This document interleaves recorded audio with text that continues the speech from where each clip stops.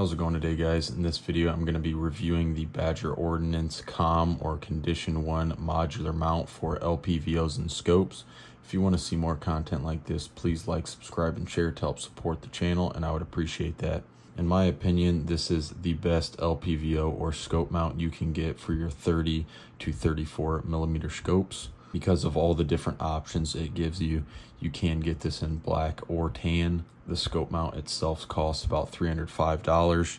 That comes with the rings, the box, and then you can get an offset red dot mount or a top mounted red dot mount if you're trying to have a close range quick option. So what comes in the box is just the manual or mounting guide. It comes with your screws that you need to mount to here, and then a little Torx key in there.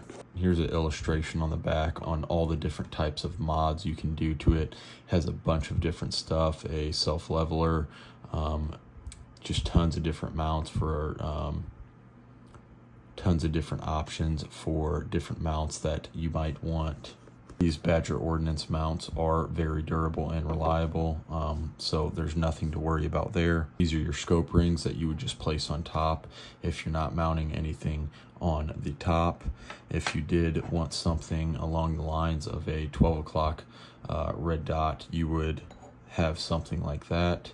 So I had a Aimpoint T2 mounted up here. I just mounted the Aimpoint T2 to the top of this and then went ahead and mounted it on top just like that.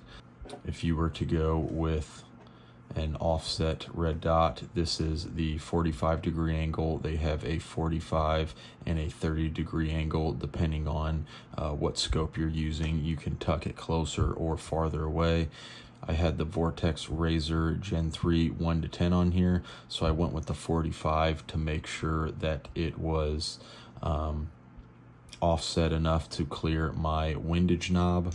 And the thing I really like about the offset mount from Badger Ordnance is that they understand that being offset can cause issues downrange. So when they manufacture these, your red dot will actually be in line with your barrel. With some other red dot mounts, it's not in line with your barrel, so it can end up causing problems down when you get out further, which is really cool about Badger Ordnance, keeping the red dot mount in line with your barrel. For that, it gives you two different positions. You can mount it closer towards the front or closer towards the back, depending on your windage knob or where you are mounting your scope inside. I had it right there. That's how it would look. You just rotate the gun and then you are in line. And if you're a left-handed shooter, you can also mount it on the left side. This is reversible, and it has two different positions, so you can mount it back farther, you can mount it forward farther, or you can flip it around and you can even mount it farther out there. So there's a bunch of different options for this offset mount, 30-degree, 45-degree, whatever type of optics you're trying to run with this, it allows you to do that. Right there it just says what they want you mounting it to. So it is 20 inch-pounds for the scope rings and then 65 inch-pounds for the base. So these are just screw on. This is a cantilever mount, so it's going to push your scope out further, which is fine. I've had no problems with that. A couple downsides I will mention just in regards to your top mounted red dot or your offset. I'll start with the top. This is a 1.70 optic height. I do like that a lot because you can still use this to where you're not really scrunching your neck down deep, but also when you go into prone, it's not putting a bunch of strain on your neck trying to keep your head up. So I do like the 1.70 a lot. If you think you're going to be spending more time in prone, or you're just used to a lower optic height, they do have the 154. They also have the 193.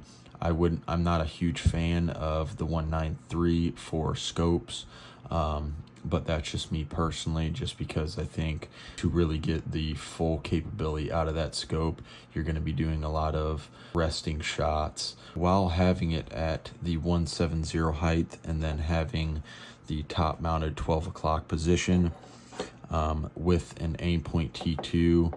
It from the rail to the center line of the dot was 3.75 inches. Now, I don't run a muzzle brake, so trying to keep track of the red dot or control recoil and being able to still see the red dot was a little bit more difficult because of that optic height. I didn't even have a chin weld at all. It was pretty much just all shoulder. But obviously, if you're running night vision or gas mask, this will make it a lot easier. Also, some people like the red dot in line with their optic, so they're not having to turn the stock when switching to the offset red dot. So it kind of just depends what you prefer. This does keep you up a little bit higher, so if you're like trying to peek or anything, or if you're trying to do barricade shots, they both can be pretty difficult. I didn't like this as much, but I was going to end up switching back to the offset red dot. I do like the offset red dot because I can still get a cheek weld on there. It just doesn't work as well with night vision. Both of these, when you're combining these two, it'll cost about $100, and then this costs about $100. I believe this is $105. So the red dot mounts do cost about $100. So in total, if you were going with one or the other, probably with tax and shipping, you'd probably be about $450 in total. With the offset, I do like how you can get a better cheek weld on there. When you're looking straight and your stock is placed normally, and then you turn it to the side, your stock is like at an angle into your shoulder, which does feel kind of weird, and I don't like it as much. You kind of have to pick and choose what is a big deal for you or what you like. Also, another good thing about the red dot, if you're engaging somebody out at distance, you can just find them with your offset red dot, and as soon as you find them, you just snap back to your LPVO, and then they should be right in line with your LPVO. So that is pretty nice. You can also do that with the top mounted red dot. It's just a little bit easier and would be a little bit more accurate to do it with the offset red dot. So really just have to pick and choose depending on the angle you're shooting or the situation. Some can be a little bit better in certain scenarios than others. The top mounted, obviously, it's just going to be raised a lot higher, and then your offset is going to be canted to one side of the gun or the other. So they both have their disadvantages. That's kind of up to you. I've been back and forth between the two, and honestly, I don't really think they either work that great, but I do think that one magnification red dot is necessary for up close. And then I would mainly use the scope for longer range engagements. It's just a little bit quicker, and you're not trying to look through a huge scope to find targets up close. Another great option for a scope I haven't used, but I know ScalarWorks makes great LPVO scopes. Those cost $400, and then you can get an offset mount. It's somewhere like right in here.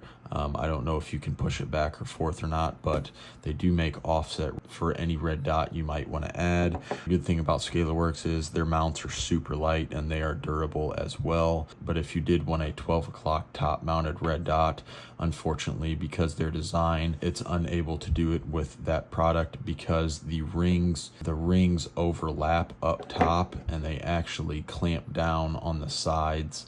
Right here up top is your hinge, and then they screw down on the sides instead of screwing down from the top down. That's the only downside of the ScalarWorks. Definitely can't go wrong with this. This is going to be a little bit more expensive and more in the premium scope mount categories. If you guys want to see more content like this, please like, subscribe, and share to help support the channel, and I would appreciate that. And if you have anything specific you want to see or have any questions, feel free to comment down below. Thank you for watching.